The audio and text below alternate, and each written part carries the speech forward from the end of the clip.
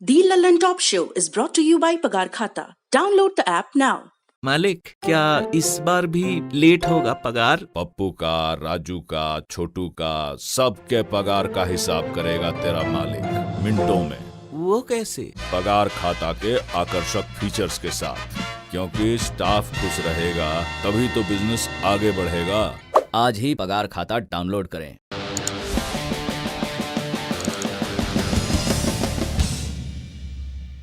नमस्कार, मैं हूं निखिल और आप देख रहे हैं दी ललन टॉप शो।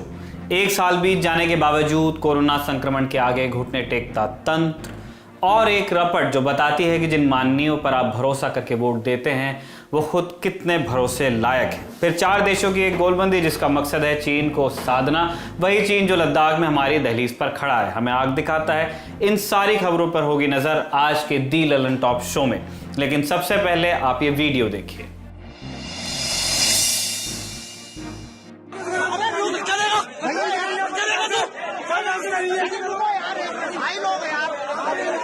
अभी तो सरकार अभी आपकी सरकार नहीं आई तब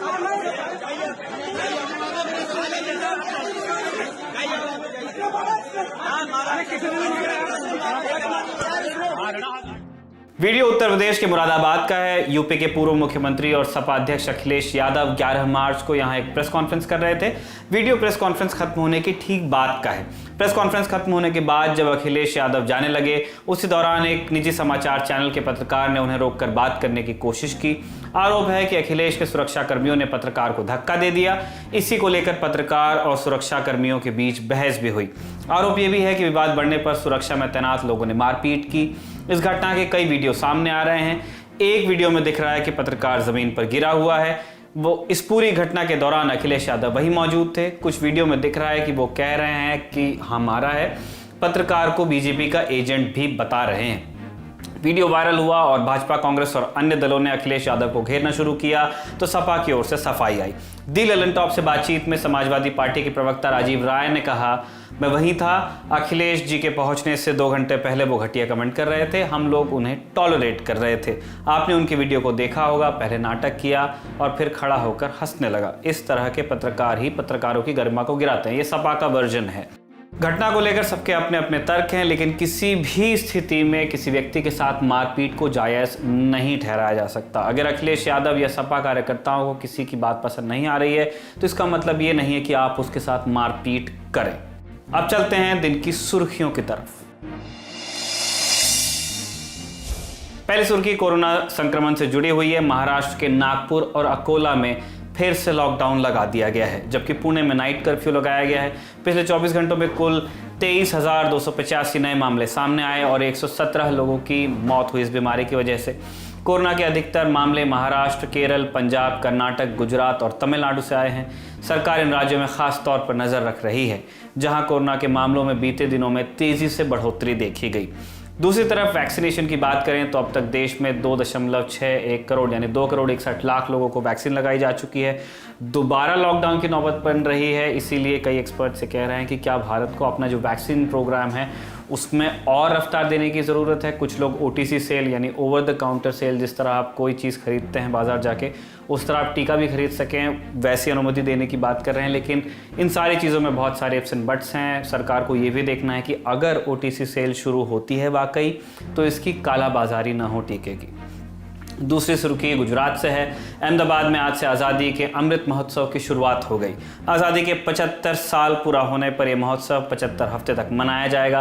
प्रधानमंत्री ने आज दांडी मार्च के 91 साल पूरे होने के अवसर पर साबरमती आश्रम में इस कार्यक्रम की शुरुआत की। 1930 में आज ही के दिन अंग्रेज़ों के नमक कानून के खिलाफ गांधी जी ने साबरमती आश्रम के ऐतिहासिक दांडी नामक सत्याग्रह की शुरुआत की थी। अपने संबोधन में प्रधानमंत्री ने कहा कि पंडित नेहरू, बाबा साहेब आम्बेडकर, मौलाना आज़ाद और सरदार पटेल के सपनों का भारत बनाने के लिए हम आगे बढ़ रहे हैं। सुनिए प्रधानमंत्री मोदी को। चंद्रशेखर आजाद, राम प्रसाद बिस्मिल, भगत सिंह, सुखदेव, राजगुरु, अत्फाउल्लाह खां, गुरु राम सिंह, टिटू जी, पोल रामास्वामी जैसे वीर हो, या फिर पंडित नेहरू, सरदार पटेल, बाबा साहब आम्बेडकर, सुभाष चंद्र बोस, मौलाना आजाद, खान अब्दुल गफार खान, वीर सावरकर जैसे अनगिनत जननायक, ये सभी महान व्यक्तित्व आजादी के आंदोलन के पथदर्शक रहे हैं। आज इन्हीं के सपनों को भारत बनाने के लिए, उनके सपनों का भारत बनाने के लिए हम सामूहिक संकल्प ले रहे हैं, इनसे प्रेरणा ले रहे हैं। अगली सुर्खी एडीआर यानी एसोसिएशन फॉर डेमोक्रेटिक रिफॉर्म्स नाम की संस्था की रिपोर्ट से बनती है। इस रिपोर्ट में उन सांसदों और विधायकों के बारे में बताया गया है जिन्होंने पिछले 5 साल में अपना पाला बदला। एडीआर की रिपोर्ट के मुताबिक 2016 से 2020 के बीच फिर से चुनाव लड़ने वाले 405 विधायकों में से 182 ने पार्टी बदली और बीजेपी ज्वाइन कर ली। 38 ने कांग्रेस ज्वाइन की और 25 विधायक तेलंगाना राष्ट्र समिति यानी कि टीआरएस में शामिल हुए। रिपोर्ट के मुताबिक 2016 से 20 के बीच हुए चुनावों के दौरान 170 से अधिक कांग्रेस विधायकों ने दूसरे दलों में शामिल होने के लिए पार्टी छोड़ी, जबकि बीजेपी के केवल 18 विधायकों ने ऐसा किया। 2019 के लोकसभा चुनाव के दौरान 5 लोकसभा सांसद बीजेपी छोड़कर दूसरे दलों में गए, जबकि 7 राज्यसभा सांसदों ने 2016 से 2020 के बीच चुनाव लड़ने के लिए कांग्रेस छोड़ दी। 2016 से 20 के बीच पुनः चुनाव लड़ने वाले कुल 16 राज्यसभा सांसदों ने पार्टी बदली, जिनमें से 10 बीजेपी में शामिल हुए। ये रिपोर्ट तैयार करने के लिए एडीआर और नेशनल इलेक्शन वॉच ने देश के 433 सांसदों और विधायकों के शपथ पत्रों का विश्लेषण किया, जिन्होंने पिछले 5 सालों में पार्टी बदली और दोबारा चुनाव लड़े। ये थी सुर्खियां। अब चलते हैं दिन की बड़ी खबर की तरफ। बड़ी खबर में आज बात क्वाड की। क्वाड यानी अमेरिका, भारत, जापान और ऑस्ट्रेलिया, इन 4 देशों का एक संगठन, एक तरह की गोलबंदी। आज 12 मार्च को क्वाड देशों के नेता वर्चुअल मीटिंग कर रहे हैं। इस मीटिंग में पीएम नरेंद्र मोदी, ऑस्ट्रेलिया के पीएम स्कॉट मॉरिसन, जापान के पीएम योशिहिदे सुगा और अमेरिकी राष्ट्रपति जो बाइडेन शामिल हो रहे हैं। आज बड़ी खबर में हम आपको बताएंगे कि ये क्वाड क्या है, कब बना और क्यों बना, इसका उद्देश्य क्या है और 12 मार्च को क्वाड देशों के प्रतिनिधि क्यों मिल रहे हैं। इस सब के बारे में विस्तार से बात करेंगे, लेकिन पहले आपको क्वाड का एक रिकैप दे देते हैं, एक बेसिक आइडिया दे देते हैं कि क्वाड बनता कैसे है। क्रिसमस 2004 के अगले दिन यानी 26 दिसंबर को हिंद महासागर में जोरदार सुनामी आई, इतनी खतरनाक कि करीब 2,30,000 लोगों की मौत हो गई और लाखों लोग घायल हुए, कई लापता भी हुए।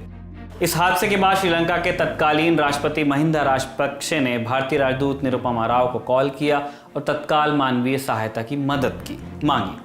इसके साथ ही अमेरिका में भारतीय राजदूत रोनेन सेन से अमेरिकी सरकार पूछ रही थी कि भारत इस सुनामी के बाद चीज़ों को संभालने में किस तरह से और कितनी मदद कर सकता है, क्योंकि सुनामी ने दक्षिण पूर्व एशिया को भारी नुकसान पहुंचाया था।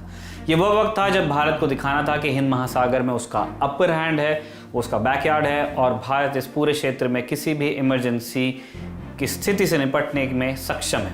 भारत ने अपना सब कुछ झोंक दिया। द हिंदू की उस वक्त की रिपोर्ट्स आपको बताती हैं कि इस हालात का मुकाबला करने के लिए भारत ने तब भारतीय जहाज़ लगाए थे 32 और करीब 5,500 सैनिकों को तैनात किया था। ये जो संख्या है जहाज़ों की और सैनिकों की, ये भारत में जारी राहत ऑपरेशंस के इतर थी। तत्कालीन विदेश सचिव श्याम शरण उन दिनों को याद करते हुए द हिंदू से बात करते हुए बताते हैं कि भारत की पूरी क्षमताएं दुनिया के लिए एक आश्चर्य के रूप में सामने आई। उन्होंने बताया था कि अमेरिकी विदेश मंत्री कॉन्डोलीसा राइस का उन्हें कॉल आया और उन्होंने कहा कि इंतज़ार नहीं किया जा सकता है। ऐसे में भारत सहित इंडो पैसिफिक क्षेत्र के उन देशों को सामने आना चाहिए जिनकी नौसैनिक क्षमता बढ़िया है, अच्छी है। इसके बाद 29 दिसंबर 2004 को अमेरिकी राष्ट्रपति जॉर्ज बुश ने घोषणा की कि भारत, जापान, ऑस्ट्रेलिया और अमेरिका मिलकर एक अंतर्राष्ट्रीय गठबंधन बनाएंगे। एक कोर ग्रुप होगा जिसका उद्देश्य सुनामी में पानी में फंसे लोगों को बचाने, राहत पहुंचाने, बेघर लोगों के पुनर्वास, बिजली कनेक्टिविटी और बंदरगाहों को बहाल करने के लिए काम करना होगा उस कोर ग्रुप को। सुनामी राहत का जब ये मिशन खत्म हुआ तो इस गठबंधन का एक नया ढांचा क्वाड के रूप में सामने आया। जापान के तत्कालीन पीएम शिंजो आबे ने इस बाबत जोर दिया कि भारत को साथ लेकर जापान, अमेरिका और ऑस्ट्रेलिया को समुद्र में अच्छे और मजबूत दोस्त बनाने चाहिए। 2006 में जब पीएम मनमोहन सिंह टोक्यो पहुंचे तो मामले को लेकर क्वाड की बैठक भी हुई, चीज़ों का विस्तार होना शुरू हुआ। इसके साथ साथ चीन का प्रभाव भी बढ़ रहा था। उन दिनों चीन को लेकर कई देशों की चिंताएं भी बढ़ रही थी। तो 2007 के मई में हुई बैठकों के बाद चीज़ों को लेकर क्वाड देशों में समानताएं नहीं रही। सबके अपने अपने पॉइंट्स थे और वो उन पॉइंट्स के साथ आगे बढ़ना चाहते थे। 2008 आते आते ऑस्ट्रेलिया चीन के दबाव में पीछे हटने लगा। अमेरिका को लगा कि चीन को नाराज करने से यूनाइटेड नेशंस में ईरान के खिलाफ प्रतिबंध लगाने और नॉर्थ कोरिया पर 6 देशों के जारी वार्ता सहित कई बड़े रणनीतिक प्रयासों में दिक्कत आ सकती है। ऐसे में मामला चला गया ठंडे बस्ते में। यह कहलाता है क्वाड का फेज 1। सुनामी के बाद अमेरिका और भारत सहित कुछ देशों ने मिलकर सोमालिया के समुद्री लुटेरों के खिलाफ ऑपरेशन शुरू किए। इसका सकारात्मक असर रहा। इसके बाद इन देशों को लगा कि वो और मामलों में भी साझेदार हो सकते हैं। जापान के पीएम ने 2012 में एक बार फिर से चारों देशों को साथ आने की अपील की। उन्होंने डेमोक्रेटिक सिक्योरिटी डायमंड के कॉन्सेप्ट पर बात की। बताया कि ऑस्ट्रेलिया, भारत, अमेरिका और जापान मिलकर समुद्री सुरक्षा को लेकर साथ काम करें। उनका जोर था कि चारों देश हिंद महासागर से लेकर पश्चिमी प्रशांत महासागर तक समुद्र की सुरक्षा करें, लेकिन बात अब की भी नहीं बनी। ये आइडिया के लेवल पे बहुत अच्छी चीज़ थी, लेकिन जैसा कि हमने आपको बताया इसमें बहुत सारी प्रॉब्लम्स आ रही थी। क्वाड में इन्हीं 4 देशों के होने का मर्म वहाँ से आता है कि ये चारों डेमोक्रेसीज हैं। ऑस्ट्रेलिया, अमेरिका, जापान और भारत चारों डेमोक्रेसी है और जैसा कि हमने पहले भी बताया इनका इशारा है चीन की तरफ। तो एक ऑटोक्रेटिक देश को एक दूसरे सिस्टम को काउंटर करने के लिए आपके पास में 4 डेमोक्रेसीज, ये क्वाड का बेसिक आइडिया था उन दिनों। फिर आया नवंबर 2017, फेज 2 की शुरुआत होती है। यहाँ से चारों देश फिर से आए। अब की इन देशों का एक मोटिव था चीन के प्रभुत्व को कम करना, क्योंकि अब तक के चीन थोड़ा सा बोल्ड हो गया है। चीन की विस्तारवादी नीतियों के काट के लिए सब मिले। एजेंडा था कि हिंद प्रशांत महासागर के रूट्स पर किसी भी देश के प्रभाव को मुक्त किया जाए। खासकर चीन के सालों से चल रहे इस हाना गठबंधन का नाम क्वाड ही रहा। क्वाड मतलब क्वाड्रिलैटरल सिक्योरिटी डायलॉग, 4 कोने 4 देश। बीजिंग इसे नाटो का एशियन वर्जन कहता है। चीन के उप विदेश मंत्री लाओ झाओई ने एक दफा मीडिया से बात करते हुए क्वाड को चीन विरोधी फ्रंटलाइन या मिनी नेटो के रूप में बताया था। नेटो, जैसा कि दर्शक हमारे जानते होंगे, एक सैनिक गठबंधन है जिसमें 30 यूरोपियन और नॉर्थ अमेरिकी देश शामिल हैं। ये अमेरिका लेड एक मिलिट्री अलायंस है। हालांकि भारत कहता रहा है कि क्वाड कोई सैन्य गठबंधन नहीं है, लेकिन एक सच ये भी है कि भारत, जापान और अमेरिका के साथ मिलकर सालों से मालाबार में नौसेना अभ्यास करता आया है। नौसेना का जो ये मालाबार अभ्यास है हमने यूएस के साथ शुरू किया था, बाद में इसमें आकर के जापान मिला। 2017 से लेकर अब तक कम से कम 8 दफ़ा क्वाड देशों की बैठकें हुई हैं, मनीला, सिंगापुर, बैंकॉक, न्यूयॉर्क आदि जगहों पर। इसमें अक्टूबर 2020 में टोक्यो में हुई बैठक सबसे अहम मानी जाती है। अभी क्यों मिल रहे हैं ये देश, ये भी जान लीजिए। अभी मिलने की मूल वजह है कोरोना वायरस का वैक्सीन जो भारत में बन रहा है। चारों देश कोरोना वायरस टीके की मैन्युफैक्चरिंग क्षमता बढ़ाने के लिए मिल रहे हैं, जिसमें फाइनेंशियल एग्रीमेंट भी संभव है। इस मीटिंग का सबसे प्रमुख फोकस भारत पर होने वाला है, क्योंकि भारत, जैसा कि हम कई बार आपको बता चुके हैं, दुनिया की वैक्सीन कैपिटल मानी जाती है। सबसे ज़्यादा वैक्सीन का उत्पादन यहाँ होता है संख्या के हिसाब से। न्यूज़ एजेंसी रॉयटर्स से बात करते हुए एक सीनियर अफसर ने नाम न छापने की शर्त पर बताया है कि विचार यह है कि हम जितनी जल्दी टीकाकरण कर सकते हैं कर लें और इसी से कोरोना वायरस के म्यूटेशन को भी हरा सकते हैं कि वो उससे बदले, उससे पहले हम रोग प्रतिरोधक क्षमता टीके के माध्यम से अपनी पॉपुलेशन में ले आए। ऐसी क्षमता इस साल के आखिर तक भी हो सकती है, ये एक अनुमान है, और हम समूह के रूप में अपनी क्षमता में बढ़ोतरी कर सकते हैं, ये उन अधिकारी का मानना है। उन्होंने बताया कि भारत में बन रहे वैक्सीन का इस्तेमाल दक्षिण पूर्व एशियाई देशों में किया जाएगा। इससे पहले अमेरिकी राष्ट्रपति जो बाइडेन की प्रेस सेक्रेटरी जेन सॉकी ने बताया था कि मीटिंग में कई मसलों को लेकर बात होने वाली है, जिनमें कोरोना वायरस, इकोनॉमिक कॉपरेशन और जलवायु संकट आदि प्रमुख हैं। जिस बारे में बात नहीं की गई उस बारे में भी जान लेते हैं। क्वाड देश चीन पर से निर्भरता कम करना चाहते हैं। मौजूदा वक्त में चीन दुनिया के दुर्लभ पदार्थों का 60% उत्पादन करता है। इनका इस्तेमाल स्मार्टफोन की हाई परफॉर्मेंस बैटरीज से लेकर ईवी बैटरीज तक में होता है। ईवी मतलब इलेक्ट्रिक व्हीकल्स, इलेक्ट्रॉनिक व्हीकल्स। 12 मार्च को होने वाली मुलाकात में इस बाबत भी कुछ डिस्कशंस हो सकते हैं और कुछ ठोस निर्णय भी हो सकते हैं। अच्छा, ये जो क्वाड का हालिया कॉन्टेक्स्ट है वो भी आपको समझना चाहिए। साउथ चाइना सी में चीन लगातार अपनी दादागिरी दिखा रहा है, आप जानते ही हैं। चीन का करीब करीब हर पड़ोसी देश उससे मनमुटाव चल रहा है। हमें पड़ोसी देश है, हमसे भी चल ही रहा है, वो लद्दाख में आके बैठा हुआ है। चीन कई जगह कृत्रिम आइलैंड्स भी बना रहा है। चीन के विरोध में आ रहे अंतर्राष्ट्रीय फैसलों को चीन मानने से इनकार कर देता है। साउथ चाइना सी को अपनी बपौती समझता है। भारत, जापान और ऑस्ट्रेलिया के कारोबार का बहुत बड़ा हिस्सा इन्हीं समुद्री रास्तों के जरिए आता है। ऐसे में चारों देश फिर से साथ आ रहे हैं, लेकिन अब इनका विजन बहुत साफ हो जाएगा, ऐसी उम्मीद की जा रही है। कई एक्सपर्ट्स अब भी क्वाड के विजन को लेकर सवाल उठाते हैं। हाल में क्वाड प्लस की भी बात हुई और अमेरिका ने पहल कर न्यूजीलैंड, दक्षिण कोरिया और वियतनाम से बात की। क्वाड प्लस के बारे में अगर आप पूछें तो यह एक बेहद शुरुआती चरण की बात है। अभी इसको लेकर के कोई कॉन्क्रीट पहल नहीं हुई है, बातचीत के फेज में चल रहा है। जियोपॉलिटिकल एक्सपर्ट्स क्वाड को लेकर दो बड़े धड़ों में बटे बताए जाते हैं। एक धड़ा कहता है कि क्वाड कोई जॉइंट स्टेटमेंट नहीं देता, मिलिट्री अभ्यास नहीं करता, क्वाड उद्देश्यहीन है। दूसरा धड़ा मानता है कि ये नेटो का एशियन वर्जन है, ये चीन को परेशान कर सकता है। ये धड़ा ये भी मानता है कि ये क्वाड वाले भरोसेमंद साथी नहीं है। ये सच है कि जियोपॉलिटिक्स, देशों की विदेश नीति और कूटनीति बड़ी दीर्घकालिक चीजें हैं। ऐसे में क्वाड का भविष्य क्या होगा ये दूर की कौड़ी है, लेकिन हाल के सालों में क्वाड देश साथ में बढ़ रहे हैं, ये एक सच्चाई है। उनके बीच में कोऑपरेशन बढ़ रहा है, ये भी एक सच्चाई है। हाल ही में आपने देखा कि मालाबार नौसैनिक युद्ध अभ्यास में क्वाड का एक तरह से मूर्त रूप देखा गया, क्योंकि उसमें अमेरिका, जापान, ऑस्ट्रेलिया और भारत चारों देशों की नौसेनाओं ने भाग लिया। ये एक नौसैनिक अभ्यास था, लेकिन इसके बाद से बात खूब जोर शोर से हुई कि क्या ये अभ्यास किसी ऐसी मटेरियल चीज़ में भी बदल सकता है जिससे चीन को कभी भविष्य में जाके काउंटर किया जाए। इसीलिए बहुत सारी उम्मीदें हैं। चलते चलते आपको ये भी बता देते हैं कि क्वाड का जो सम्मेलन हुआ है आज, उसमें प्रधानमंत्री नरेंद्र मोदी ने अपनी बात को किस तरह रखा, सुनिए। Excellencies, we are united by our democratic values and our commitment to a free, open and inclusive Indo-Pacific. Our agenda today, covering areas like vaccines, climate change and emerging technologies, make the Quad a force for global good. I see this positive vision as an extension of India's ancient philosophy of Vasudhaiva Kutumbakam, which regards the world as one family. We will work together closer than ever before for advancing our shared values and promoting a secure, stable and prosperous Indo-Pacific. Today's summit meeting shows that Quad has come of age. It will now remain an important pillar of stability in the region. Thank you.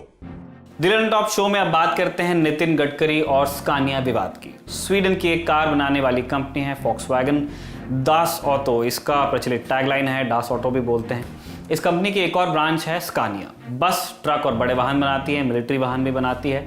इस company की अंदरूनी जांच की report के हवाले से आई विदेशी media में खबरें बताती हैं कि साल 2013 से 2016 के बीच इस कंपनी ने भारत के चुनिंदा राज्यों में अपनी सेवाएं देने के लिए घूस दी, और नाम आ रहा है सीधे परिवहन मंत्रालय का, केंद्रीय परिवहन मंत्रालय। केंद्रीय परिवहन मंत्री रहे हैं नितिन गडकरी। गडकरी के दफ्तर ने आरोपों का खंडन किया है और कथित घूसखांड की खबरें चलाने वाले मीडिया संस्थानों के खिलाफ मुकदमे की वो बात कर रहे हैं। क्या मामला है ये विस्तार से समझते हैं। जिन लोगों ने उत्तर प्रदेश राज्य परिवहन निगम या दूसरे राज्यों की आधिकारिक बस सेवा की एसी बसेस में सफर किया होगा, उन्हें दो नाम जरूर मालूम होंगे, वोल्वो और स्कानिया। कई सारे प्रदेशों में चलने वाली एसी बसेस इन्हीं कंपनियों द्वारा बनाई जाती हैं, हाई परफॉर्मेंस होती हैं, इसलिए प्रेफर की जाती हैं। इस खबर में हम स्कानिया के बारे में बात कर रहे हैं। सबसे पहले खबर किसने छापी ये जानिए। स्वीडन के पब्लिक मीडिया ने, यानी सरकारी मीडिया ने। नाम है स्वेरिगेस टेलीविजन, छोटे में कहें तो एसवीटी। एसवीटी ने 10 मार्च 2021 को एक रिपोर्ट छापी। रिपोर्ट के फीचर में भाजपा नेता और केंद्रीय परिवहन मंत्री नितिन गडकरी की फोटो लगी है। इस रिपोर्ट में कहा गया कि कंपनी ने साल 2017 में कई सारी शिकायतों के बाद एक अंदरूनी जांच बिठाई। इस जांच की रिपोर्ट कई समय तक पब्लिक में नहीं आ सकी, अब सामने आई है। इस रिपोर्ट में कहा गया है कि कंपनी अपना काम भारत के कई हिस्सों में सुचारू रूप से चला सके, इसलिए नितिन गडकरी को स्कानिया की तरफ से एक लग्जरी बस गिफ्ट में दी गई। इसके साथ ही ये भी कहा गया है कि नितिन गडकरी को तोहफे में दी गई ये बस उनकी बेटी की शादी में भी इस्तेमाल हुई। इस रिपोर्ट में ये भी कहा गया है कि फिलवक्त इस बस का मालिकाना हक किसके पास है और बस कहाँ है, इसके बारे में ठीक ठीक पता नहीं चल सका है। मीडिया संस्थानों ने इस बात को लेकर जब स्कानिया से सवाल पूछे तो स्कानिया की तरफ से कोई जवाब अब तक नहीं आया है, जब तक ये समाचार तैयार किया गया। हालांकि मीडिया में खबरों के आने के बाद स्कानिया ने एक विस्तृत बयान दिया। इस बयान में स्कानिया ने कहा है कि उन्होंने नितिन गडकरी को कोई बस नहीं दी, लेकिन मनी कंट्रोल की रिपोर्ट बताती है कि कंपनी के प्रवक्ता हांस आग डैनियल्सन ने कहा है कि कंपनी के एक प्राइवेट डीलर ने साल 2016 में यह बस खरीदी, जिसने इसे अपने एक ग्राहक को दे दिया। बस अभी कहाँ है, इस बारे में हमारे पास कोई सूचना नहीं। मतलब कोई बस तो है, वो कहाँ है और किसे दी गई, इस बात को लेकर के स्पष्टता नहीं है। ध्यान रहे कि ये रिपोर्ट एसवीटी मीडिया ने जर्मन टीवी चैनल ZDF के साथ मिलकर प्रकाशित की है और ललन टॉप इन तथ्यों को और इनके आरोप और इस आधार पर लगाए गए आरोपों की पुष्टि अपनी तरफ से नहीं करता है। एक लग्जरी बस पर बात जाकर नहीं खत्म होती है। इस रिपोर्ट में यह भी दावा किया गया है कि स्कानिया को भारत में काम मिल सके, इसलिए कई अधिकारियों को घूस भी दी गई, जिसकी मात्रा इस रिपोर्ट में 65,000 यूरो यानी भारतीय मुद्रा में लगभग 56,36,000 रुपए है। स्कानिया ने अपनी रिपोर्ट में यह भी कहा है कि इस कथित घूस कांड में कंपनी के जो भी अधिकारी शामिल थे वो लोग कंपनी छोड़कर जा चुके हैं और कंपनी ने भारत में बसों का निर्माण बंद कर दिया है। इकोनॉमिक टाइम्स की रिपोर्ट के मुताबिक कंपनी के CEO हेनरिक्सन ने भी ये बात स्वीकार की है कि उन्होंने भारत में अपनी फैक्ट्रीज बंद कर दी हैं। गडकरी के कार्यालय ने इस पूरे मामले पर अपनी सफाई भी पेश की है, वो भी आपको बताएं। नितिन गडकरी के कार्यालय की ओर से किए गए एक ट्वीट में कहा गया है कि विदेशी मीडिया के एक हिस्से द्वारा सड़क परिवहन मंत्री नितिन गडकरी और उनके परिवार पर कुछ तथ्यहीन आरोप लगाए गए हैं, जिनके संदर्भ में पहले ही बताया जा चुका है कि ये दुर्भावनापूर्ण, मनगढ़ंत और आधारहीन है। स्कानिया बस का पूरा प्रकरण स्वीडिश कंपनी का आंतरिक मामला है। स्कानिया के प्रवक्ता के बयान के बाद ये साफ हो गया है कि गडकरी और उनके परिजनों का इससे कोई लेना देना नहीं है। ये गडकरी परिवार की और गडकरी का जो दफ्तर है उनकी सफाई है। दूसरी तरफ कांग्रेस ने गडकरी पर लगे आरोपों को गंभीर बताते हुए इन आरोपों की जांच की मांग की है। कांग्रेस ने ट्वीट करते हुए पीएम मोदी से पूछा है कि न खाऊंगा न खाने दूंगा वाले प्रधानमंत्री भ्रष्टाचार के मामलों पर मौन क्यों हैं। बड़ी खबर के बाद अब बात चुनावी राज्यों की। पहली बात बंगाल की। नंदीग्राम से बीजेपी उम्मीदवार शुवेंदु अधिकारी ने आज अपना नामांकन दाखिल कर दिया। नामांकन दाखिल करने से पहले शुवेंदु ने हल्दिया निर्वाचन क्षेत्र से अपना वोटिंग पता बदलकर नंदीग्राम कर लिया और अब वो यहीं से मतदान भी करेंगे। उनका नया मतदान पहचान पत्र आज उन्हें मिल गया है। नामांकन के बाद शुवेंदु ने कहा कि नंदीग्राम में केवल 2 ही उम्मीदवार हैं और उनका सीधा मुकाबला ममता बनर्जी से है। शुवेंदु अधिकारी ने कहा कि मैं एक भूमिपुत्र हूं और लोग इस चुनाव में बीजेपी को अपना समर्थन जरूर देंगे। शुवेंदु अधिकारी का जिक्र हमने किया तो ममता बनर्जी का जिक्र कैसे छूट सकता है। दर्शक जानते हैं कि 10 मार्च की शाम को वो खबर आई थी जिसमें ये कहा गया कि ममता बनर्जी को किसी ने उनकी गाड़ी में धकेलने की कोशिश की, उनके पैर में चोट भी लग चुकी है। इस हादसे से जुड़ी घटना में इलेक्शन कमीशन ममता बनर्जी की सुरक्षा में तैनात पुलिस कर्मियों पर अनुशासनात्मक कार्रवाई कर सकता है। फिलहाल ममता को अस्पताल से छुट्टी दे दी गई है। ममता व्हील चेयर से अस्पताल के बाहर आई। डॉक्टर्स ने उन्हें 7 दिन बाद हेल्थ चेकअप कराने की सलाह दी है। बंगाल के जो अखबार हैं उनमें ये खबर जोर शोर से लिखी हुई है कि ममता बनर्जी व्हील चेयर पर प्रचार करने के बारे में सोच रही हैं। 10 मार्च को नंदीग्राम में एक रोड शो के दौरान ममता बनर्जी जख्मी हुई थी, जैसा हमने आपको बताया। टीएमसी की ओर से कहा गया कि ममता पर हमला किया गया, जबकि बीजेपी ने टीएमसी के इन दावों पर सवाल उठाए। अस्पताल से एक वीडियो जारी कर ममता बनर्जी ने अपने समर्थकों से शांति बनाए रखने की अपील की थी। ममता ने कहा, मुझे काफ़ी गंभीर चोट आई है जिसकी वजह से काफ़ी दर्द है। संयम से काम लें और शांति बनाए रखें। मैं व्हील चेयर से ही आगे का प्रचार करूंगी। चुनाव की खबरों के बीच एक अपडेट ये है कि सीबीआई ने टीएमसी नेता और पश्चिम बंगाल सरकार में शिक्षा मंत्री पार्थ चैटर्जी को पॉन्जी स्कीम केस में समन भेजा है।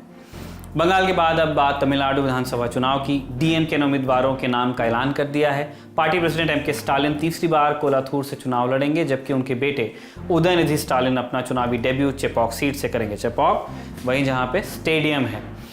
इस सीट से पूर्व मुख्यमंत्री एम करुणानिधि विधायक रह चुके हैं। चुनाव में डीएमके 173 सीटों पर अपने उम्मीदवार उतारेगी, लेकिन राइजिंग सन सिंबल के साथ पार्टी अप्रत्यक्ष तौर पर 187 सीटों पर चुनावी दंगल का हिस्सा बनेगी, क्योंकि पार्टी के कई सहयोगी उसके ही सिंबल पर चुनाव लड़ रहे हैं।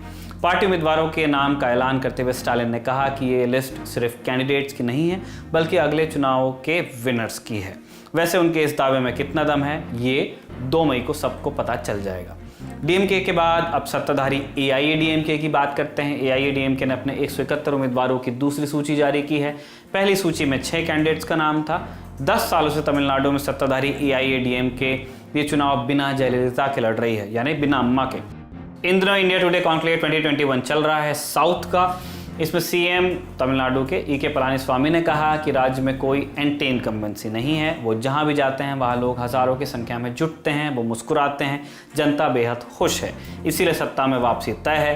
पलानीस्वामी ने विधानसभा चुनाव में बीजेपी के साथ गठबंधन को राजनीतिक बताया। उन्होंने कहा कि यह गठबंधन राजनीतिक है, वैचारिक नहीं है। वो अपने रास्ते चलते हैं और भाजपा अपने रास्ते। एक अपडेट एक्टर से पॉलिटिशियन बने कमल हासन को लेकर भी है। मक्कल निधि मय्यम MNM पार्टी के मुखिया कमल हासन कोयम्बटूर दक्षिण विधानसभा सीट से चुनावी मैदान में उतरेंगे। ये उनका चुनावी डेब्यू है, मतलब पहली बार वो चुनाव लड़ रहे हैं। उनकी पार्टी 234 विधानसभा सीटों में से 154 पर उम्मीदवार उतारने वाली है। दिल्ली रन टॉप शो में अब वक्त है विदा का, लेकिन विदा से पहले हमेशा की तरह पॉजिटिव न्यूज। गोरखपुर के रहने वाले विवेक गुप्ता ने जेईई मेंस की परीक्षा में 99.1% हासिल किया है। विवेक के पिता विजय गुप्ता चाट का ठेला लगाते हैं और परिवार का खर्चा चलाते हैं। बेटे की पढ़ाई के लिए उन्हें कर्ज लेना पड़ा, लेकिन उन्होंने हिम्मत नहीं हारी। रिजल्ट के बाद पूरे परिवार में खुशी का माहौल है। इस परिवार को हमारी भी शुभकामनाएं।